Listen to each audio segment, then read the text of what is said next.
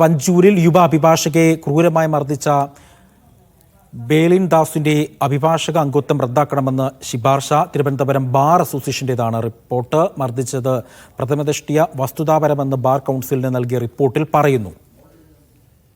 ഷിജോ കുര്യനുണ്ട് വിവരങ്ങൾ നൽകാനായി. ഷിജോ, ഈ വാർത്തയുടെ വിശദാംശം എന്താണ്?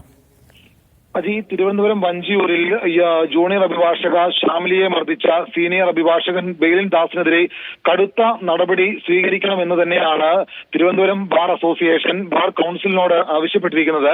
അഭിഭാഷക അംഗത്വത്തിൽ നിന്ന് ബെയിലിൻ ദാസിന്റെ പേര് മാറ്റണം, പേര് റദ്ദാക്കണം എന്നുള്ള ഒരു ആവശ്യം ബാർ അസോസിയേഷൻ ബാർ കൗൺസിലിനോട് ആവശ്യപ്പെട്ടിട്ടുണ്ട്.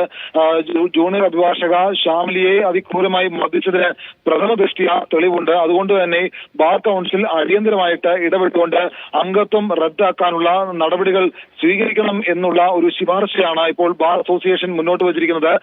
ഈ ബെയിലിൻ ദാസിന്റെ കരിയറിൽ നിന്ന് തന്നെ ഡീബാർ ചെയ്യുന്ന തരത്തിലേക്കുള്ള ഒരു നടപടിയിലേക്ക് പോകണം എന്നുള്ള ഒരു നിർദ്ദേശം കൂടി ഇതിന്റെ ഭാഗമായിട്ട് നമ്മൾ കാണേണ്ടി വരും. എന്തായാലും കടുത്ത നടപടി തന്നെ ഈ അഭിഭാഷകനെതിരെ വേണം എന്നുള്ളതാണ് തിരുവനന്തപുരം ബാർ അസോസിയേഷന്റെ ആവശ്യം.